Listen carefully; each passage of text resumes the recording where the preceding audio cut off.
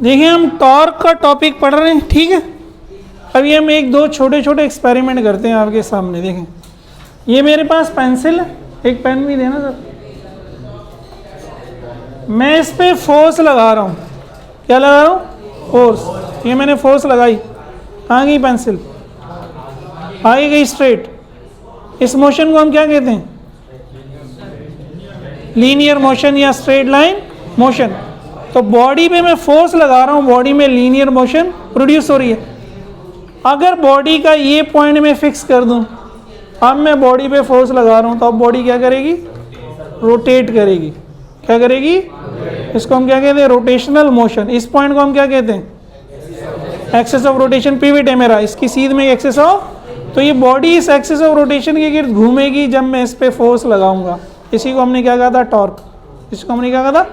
तो टॉर्क के लिए हम बॉडी को कहीं पिवट कर देते हैं। अगर यहाँ फिक्स कर दूंगा तो इस पॉइंट के गिर्द घूमेगी। ठीक है, क्लियर है सबको? अब मैं एक मार्कर और देना। अब मैं इस बॉडी पे दो फोर्सेस लगा रहा हूँ। कितनी फोर्सेस लगा रहा हूँ? अगेन दोनों सेम डायरेक्शन में। तो बॉडी क्या कर रही है? अगेन स्ट्रेट लाइन में जा रही है। बॉडी क्या मूव कर रही है?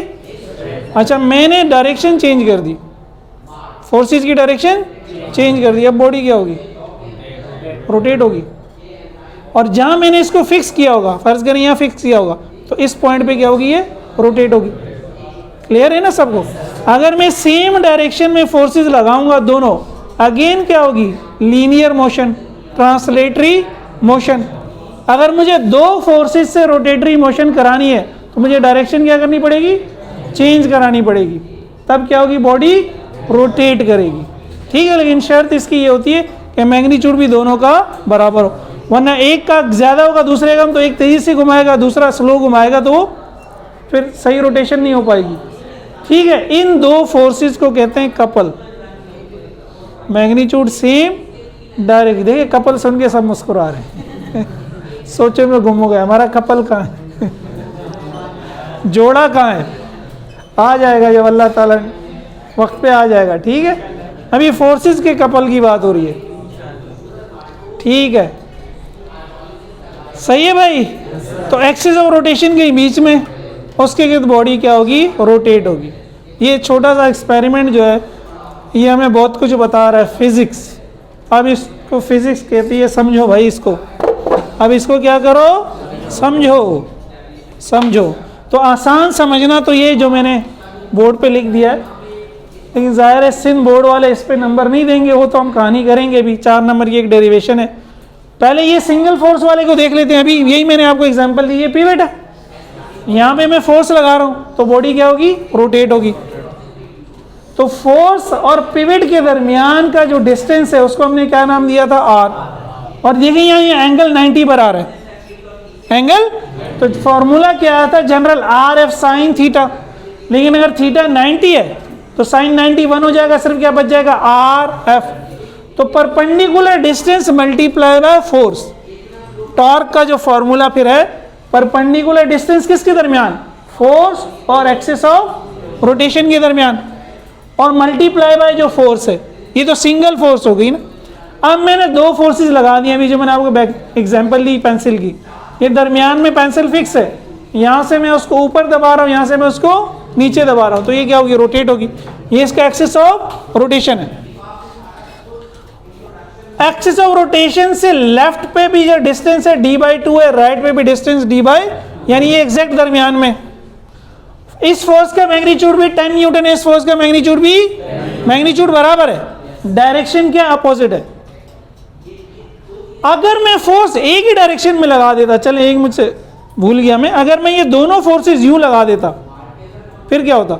एक ही पॉइंट पे, फिर भी बॉडी रोटेट नहीं होगी। शर्त क्या है? पॉइंट फोर्सेस डिफरेंट पॉइंट्स पे लगनी चाहिए। सेम पॉइंट पे लगाएंगे तो क्या होगा? कुछ भी नहीं होगा ना, कॉमन सेंस है। डिफरेंट पॉइंट्स पे लगाऊंगा तब बॉडी क्या करेगी? रोटेट करेगी। अच्छा, तो दोनों के दरमियान टोटल डिस्टेंस क्या हो जाएगा? d। अब मैं कहता हूं मैं सिर्फ फोर्स F को देखता हूं, सिर्फ फोर्स F का टॉर्क क्या होगा? इस फॉर्मूले की रूह से force multiply by perpendicular distance. तो force F multiply by perpendicular distance कहां से? एक्सिस ऑफ रोटेशन से। एक्सिस ऑफ रोटेशन से फोर्स का डिस्टेंस कितना है? d/2। फिर दूसरी फोर्स का दूसरी फोर्स का टॉर्क क्या होगा, फोर्स मल्टीप्लाई बाय इसका परपेंडिकुलर डिस्टेंस, वो भी क्या है d/2।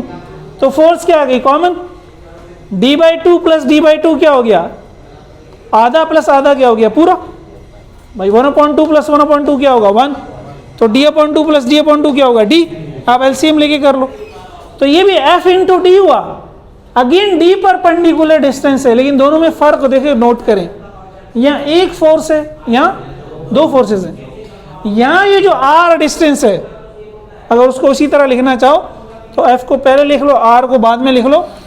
यहाँ ये जो f है ये तो एक ही फोर्स है, और r जो है एक्सिस ऑफ रोटेशन और फोर्स के दरमियान का परपेंडिकुलर डिस्टेंस है। यहाँ दो फोर्सेस हैं, अब उनमें से किसी भी एक फोर्स का मैग्नीट्यूड है, जब भी हम कह रहे हैं दोनों का मैग्नीट्यूड क्या होना चाहिए बराबर, और d क्या है, दोनों फोर्सेस के दरमियान का परपेंडिकुलर डिस्टेंस है। अब एक्सिस ऑफ रोटेशन की बात नहीं हो रही, d क्या है, दोनों फोर्सेस के दरमियान का परपेंडिकुलर, इस परपेंडिकुलर डिस्टेंस को हमने एक और नाम दिया था याद है, मोमेंट आर्म। तो यहाँ पे मोमेंट आर्म ये है, यहाँ पे मोमेंट आर्म ये, यहाँ पे मोमेंट आर्म फोर्स और एक्सिस ऑफ रोटेशन के दरमियान परपेंडिकुलर डिस्टेंस है, यहाँ पे मोमेंट आर्म दोनों फोर्सेस के दरमियान का परपेंडिकुलर। तो कपल भी क्या करता है, टॉर्क प्रोड्यूस करता है और रोटेटरी मोशन प्रोड्यूस करता है। तो सिंगल फोर्स को हम कहेंगे टॉर्क ऑफ फोर्स, दो फोर्सेस को हम कहेंगे टॉर्क ऑफ कपल, या इसका दूसरा नाम होता है मोमेंट ऑफ फोर्स, इसका दूसरा नाम होगा मोमेंट ऑफ कपल। दोनों क्या करेंगे, टर्निंग इफेक्ट प्रोड्यूस करेंगे, बॉडी को रोटेट करेंगे। तो कॉन्सेप्ट तो ये है, अब हमारे सिंध बोर्ड ने जिस तरह से डेरिवेशन की है हम उसी तरह से करेंगे, यहाँ तक पहुँचेंगे ताकि हमें एग्जाम में नंबर मिले। सही है, वैसे तो सिंपल ये भी डेरिवेशन समझने के लिए काफ़ी है। ठीक है, इसको उतार लो, फिर 4 नंबर हासिल करते हैं, कैसे हासिल करने। ठीक है।